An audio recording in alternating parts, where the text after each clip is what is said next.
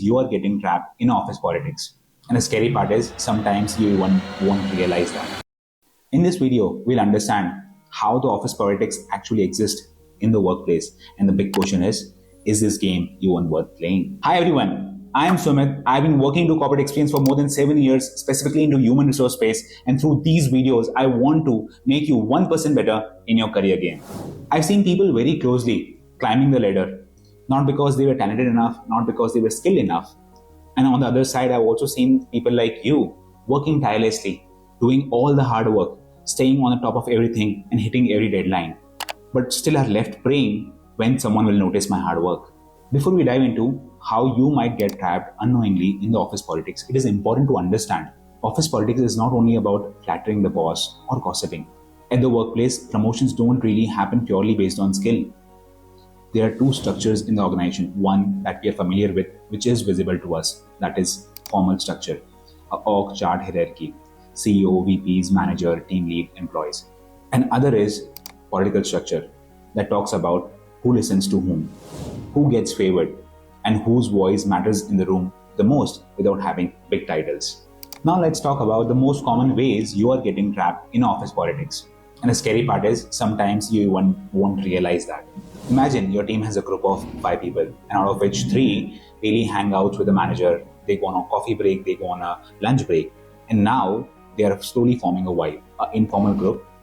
And now the high visibility project comes in, a project that is very important and super important for the organization. Whom you would think the manager would pick and assign that project to? You are right, from one of them. Not because they were talented enough, not because they were skilled enough, because they were just on the top of their mind. That's what I called a click trap. These are the small group of colleagues which is tightly knit. No official titles, no power on the paper, but still they influence decisions. They know about the layoffs before the announcement has been made. They know about the promotions before the announcements were made. And hence, here's the worst part. You are being forced to be a part of this group. If you are not, then you are the target. So, should you be a part of this group if it's against your ethics? Well, no. Instead, here's how you can tackle this. First, build one-to-one relationship not only with your teams but with different teams at different levels. This is how the communication will be flowing more towards you. Second, stay neutral in the conflicts. When you see these kind of groups are being involved, you have to stay neutral, don't pick sides. Third, you can still be present in this group without being political. Don't gossip, don't talk on someone's back because you never know what's coming for you.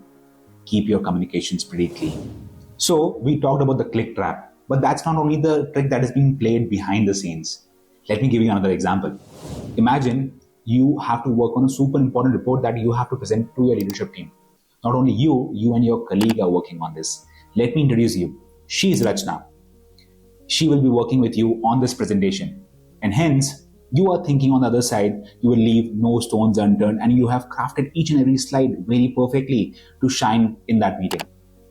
But a new data insight report comes in that is super relevant to your deck, but Rachna doesn't tells you. She uses that part in her presentation and manager claps, she shines in front of leadership team. And there you are looking unprepared, nervous and don't know what to say. You lose credibility. That's, my friend, is called gatekeeping information. It is when someone withholds or selectively shares the information to control the narrative.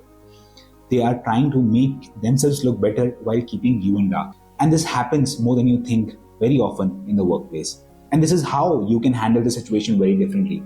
Make sure you have all the important updates and data points beforehand and you have discussed that in the team's call. Second, you can ask clear and direct questions like, before you finalize, is there any other data insight report that we should be considering for this presentation? Third is, make sure you are putting a progress email to your manager and keeping him in loop. So at least your visibility is intact. But sometimes the game gets more psychological. Imagine this. You have completed a report and you have sent it to your manager well before the deadline.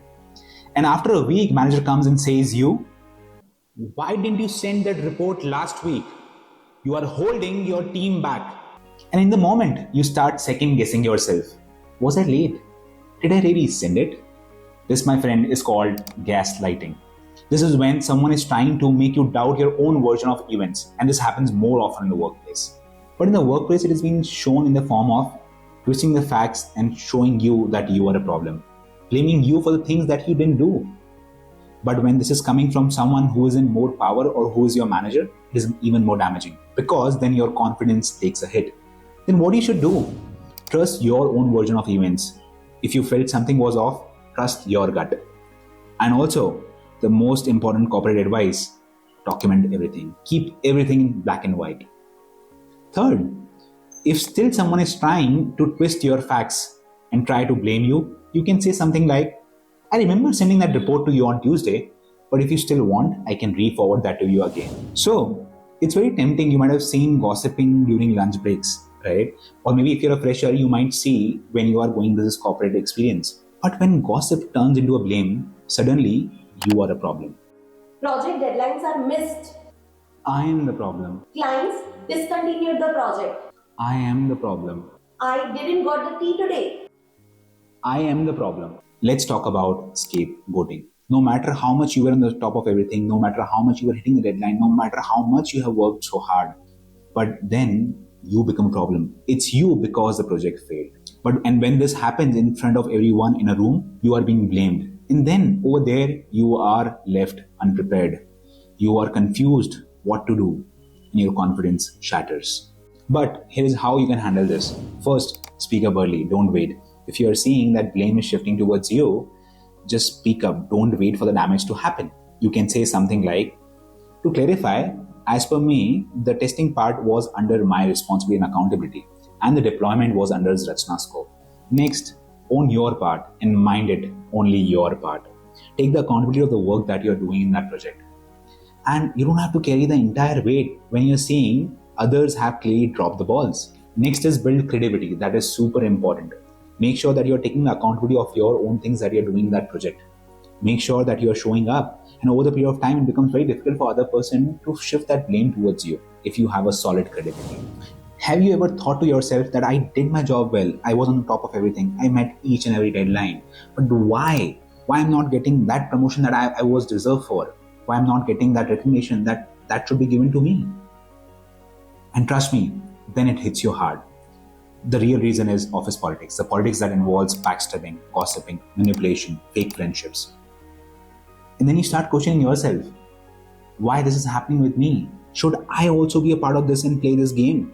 But is it even worth it? Let me break it down for you. Say for example, you say to yourself, I just focus on my work, I don't want all this drama. And so you avoid networking in the meetings. You don't show up or you don't put your points in the meetings. You don't highlight your achievements. But what then really happens? Promotions are being made to the ones who are visible. Decisions are being already made without you being present in that meeting. And you are being labeled as disengaged in the organization. My friend, if you are not on the table, you might be on the chopping block. That's the reality. No matter you want to participate it or not, you are already part of the game. So avoiding it completely will be a foolishness. Rather, if we consider this as a game of chess, where we can kind of plan our moves, be prepared, have that awareness, and that's what I called a smart move. It's all about strategy, awareness, and timing. And here is how to play it right. First, understand the power dynamics. Whose voice matters the most in the room without having the big titles? Whose ideas are getting effortlessly approved? Who is the person who is being most influential in that group or in that team? Second is stay visible. Don't assume that people know what you're working on. Share your wins, share your achievements. Speak clearly in the meetings. Third is master timing. Know when to speak, know when to stop, and when to escalate. And that's how the real survival, real growth happens in the corporate world. Guys, if you like this video, make sure you are dropping a like, share in the comments your office politics experience. I will be reading those comments, and make sure you're following this content for more regular career-related videos.